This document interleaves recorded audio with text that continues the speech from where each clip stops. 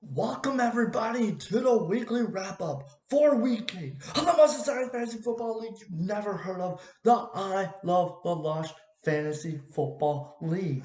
Thank you very much for watching the video. Thank you for liking, sharing, subscribing to the channel. We have everything for you, folks. We've got the highlights. We've got the lowlights. We got the talking trash. We got the thumbs up. We got the thumbs up. Everything you need, know, and love from your favorite fantasy football league.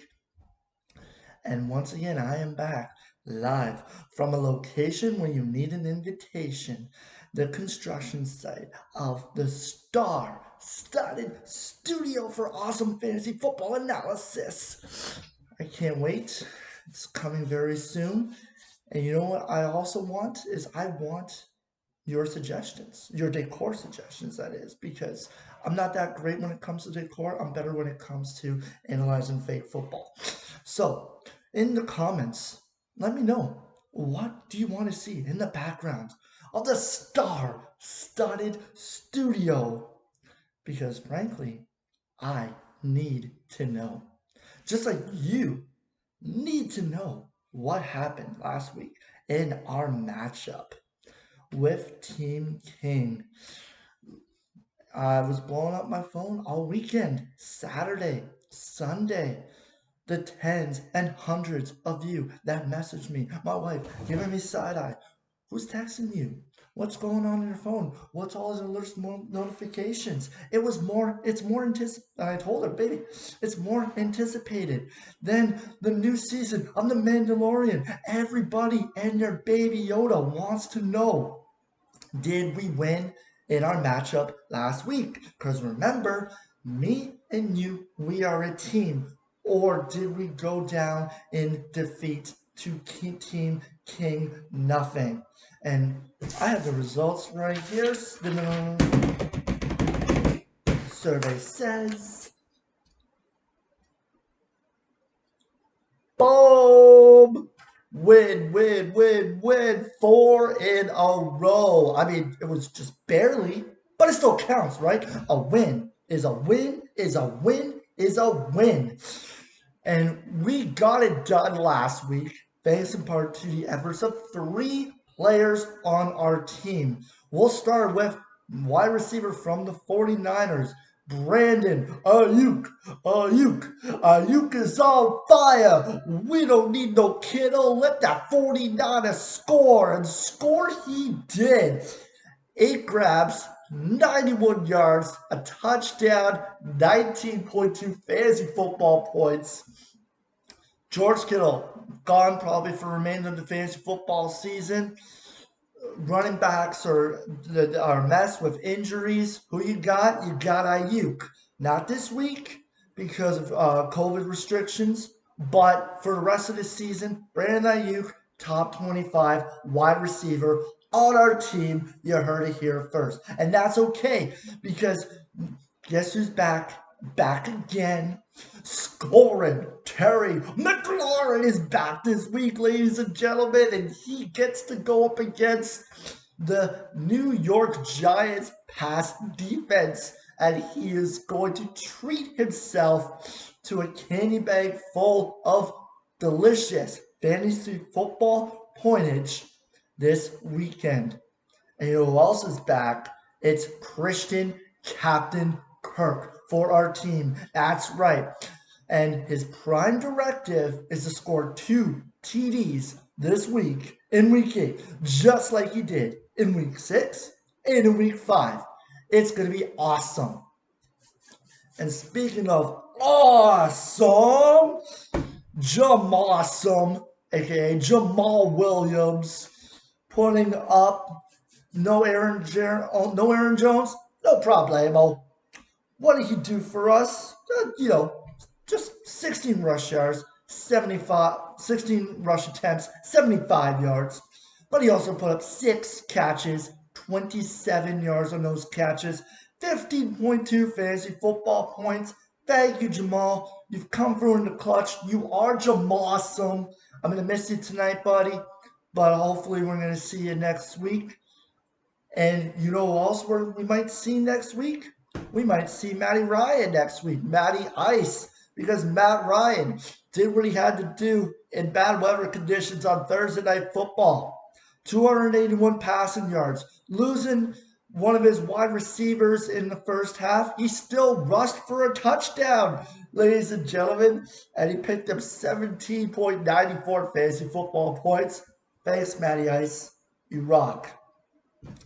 I'm going to give you the thumbs up, and I'm also going to give the thumbs up and the thumbs down for the most exciting and awful performances in the most exciting fantasy football league, but not awful. You never heard of the I Love the Loche Fantasy Football League. But before that, I just have to mention one little thing. That's uno, dos, tres, cuatro. Nakati again. Any language you speak. That's 4 wins in a row for our team. We are going streaky, baby. That's right. We're going streaking. We're going past the quad for the gymnasium. And it doesn't matter if KFC's still open. We are keep climbing our way to the top, moving on up like the Jeffersons to fantasy football supremacy. Sorry, I just had to get that in there. I'm so excited. And you know who else was excited this week for our thumbs up performance? It was Flashnum once again with 129.64 overall fantasy football points. Patty Mahomes was so excited to face the porous Jets defense that he threw not 1, not 2, not 3, not 4, but five times. 5 TD passes with 41.64 total fantasy football points.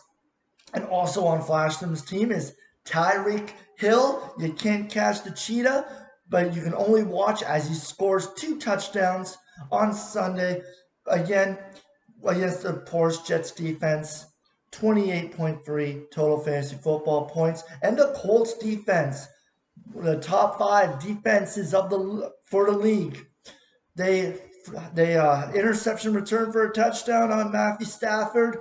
15 overall fantasy football points. One of the main reasons why Flashstrom gets the thumbs up performance of the week. Way to go, cuz. But the thumbs down performance of the week belongs to Team King Nothing. Oh, where's your crown indeed, my man? I mean, it wasn't all your fault, especially from the QB position. Baker Mayfield going up against some brutal weather in Cleveland, wind gusts, a little bit of drizzle, really affected his accuracy, couldn't really throw the ball, and he only got 122 yards passing, good for 7.78 fantasy football points. I mean, that performance, it is what it is. But you know what else is what it is? Is that Greg Olsen is not a fantasy football tight end this year that will get you any fantasy football points. No, he will get you 0.0 points instead, and that's what he did on Sunday. In a game where Seattle blew out the San Fran 49ers, Olsen just walked up and down the field for however long Seattle had time of possession, getting you nothing, not a zilch, zip in your tight end column this week. And your defense, OMG, tightened up. The Tennessee Titans need to tighten up their defense because they gave up 31 points to the Cincinnati Bengals for -2 points overall for your defense. Brutal. I mean, let's put it in real terms, folks, okay? Team King Nothing, you could have started my producer in your defense special team slot. My producer on Sunday could have watched 9 Star Wars movies, the Star Wars Holy Marathon, if you will. Ate all the snacks and candy and chips he wanted, and he still would have gotten you more points than your craptastic Titan defense did. Wow, no bueno, man. So you were King Nothing in our matchup last week, and your King Nothing performance gets the thumbs down for week 8, buddy boy. and I'm all fired up because it's time, once again, to talk some trash. And we have on the slate for us today, we have a date with David Johnson works again. That's right, ladies and gentlemen. The following contest is scheduled for one fall, and it is for the For Life Championship. Because we're going once again mono e, not really mono, but we're going one-on-one like we've done in years past. I've known the owner of this fantasy football team since we were teaching grade 4 together in northern Saskatchewan in beautiful LA. And she is a massive diehard Patriots fan. We watched Patriot football games together. And like the Patriots in years past, she was really good when it came to fantasy football. She's even won our league before. But now, just like the Patriots in 2020, she's going in the opposite direction. And she is winless this year, dead last in our league. And she used to be the biggest Tom Brady fan. Her Brady love was off the chart. She was a Brady gal, Brady's BFF. And we text, and she'd tell me how great Tommy Terrific was, how TB number 12 was the greatest of all time, and she would wax poetic about his accomplishments and astonishing coming behind victories that I still haven't forgotten. 28-3 in Super Bowl against the Falcons. You cost me, Tom Brady. I want my $200. I want my money. Okay, but I'm getting off track here. What is on track is that after a decade of going together, working to win championships and build a dynasty, quarterback Tom Brady and head coach Bill Belichick parted ways this year.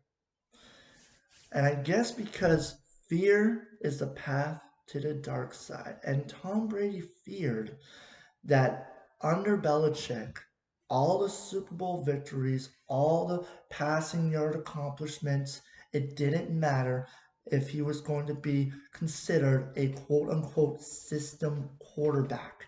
He had to win without double B. So he took his talents south to Florida, to Tampa Bay, now Tampa Bay, and he has surrounded himself in typical Brady fashion with the best receiving core in the National Football League, including one of the wide receivers of the decade, back again, Antonio Brown, AB himself. And now, you, Brady gal, you're done with Brady, right? You broke up with him. It's over.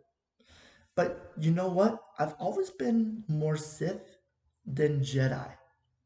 So I like the fact that Brady's turned to the dark side, that he no longer is with the Patriots. Now the Pats fans hate him as much as the rest of the NFL did when he was winning championship after championship after championship after championship. And I'm not going on because it sickens me. All the Patriots championships and Super Bowl victories. And I used to hate Tom Brady because he was a quarterback at University of Michigan and he wasn't that good at Michigan. Where the hell was that, Tommy boy? You could have had us to the national championship multiple times. Instead, you suck diddly yucked. It just didn't work. And then you go to the NFL and you come in on a play when Bledsoe gets injured and you just absolutely dominate. And every smug Patriot fan has to rub it in my face. Where were you when we needed you for the maize and blue? But now, I love you, buddy boy. Oh, yes, I do. In fact, I traded for you, something I would never do. I traded for you this year because now, finally, I get to taste and reap the benefits of the Brady advantage. There is a Brady advantage that I've been talking about for years. Tom Brady must have some dirt on every NFL official because if it's a 50-50 call, it's going Tom's way. From the top rule many years ago to last week's Monday Night Football game, pass interference. Oh wait, no, that's against Tom Brady. That's not happening. Let Tommy win. Oh, Tom's pads his stats. Let's call a holding penalty on the defense on an uncatchable ball, and I'm gonna enjoy it because now it's gonna set you up for red zone possessions, or you can just walk your way into the end zone, or you can throw to your buddy Gronk, and I will bask in the glory of your fantasy football coinage. And I will also bask in the glory on Sunday Night Football when I get to use you, Tommy Boy, Tommy Terrific, against my friend, my frenemy this week in our For Life Championship. Buckle up, Brady's former BFF, because come Sunday night, it's go time. And that'll do it. Thank you very much for watching the weekly wrap up for week 8. And it was a fantasy football league you've never heard of, but let's face it, you can't live without it. The I Love Loche Fantasy Football League. Once again, like, share, subscribe, comment on my decor choices. It's all good. I can take any criticism. Enjoy the football games this week. I'm going to be watching tonight, Thursday Night Football, the Packers steamrolling over the weaponless 49ers. Enjoy Sunday Night Football, where Tom goes ham in prime time. And until next time, keep the fights off the field.